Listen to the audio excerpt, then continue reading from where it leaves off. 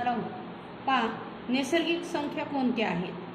आपण नैसर्गिक संख्या पाहिल्या तर n अक्षरांनी दाखवतात, 1 2 3 अनंतापर्यंत त्या नैसर्गिक संख्या आहेत। त्याच्यानंतर पूर्ण संख्या,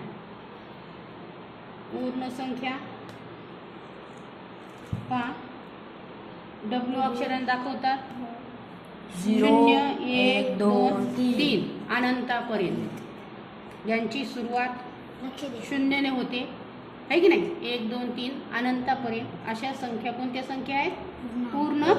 पूर्ण संख्या। कोणत्या संख्या आहेत?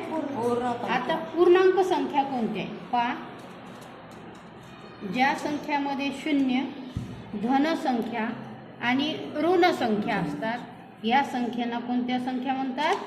पूर्णांक संख्या। त्याच्यानंतर परिमेय संख्या, परिमेय संख्या कोणत्या?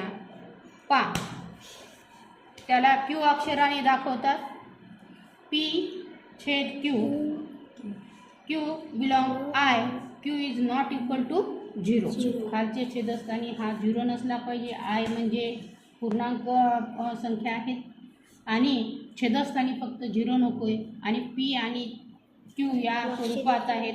उदाहरणार्थ 5/4, 8/3, 9/7, 2 वर्गमुळात 3 वर्गमुळात 5 वर्गमुळात अशा अनेक अपरिमेय संख्या असतात आणि ह्या सर्व संख्यांना वास्तव संख्या असं म्हणतात। या सर्व संख्यांना कोणत्या संख्या म्हणतात?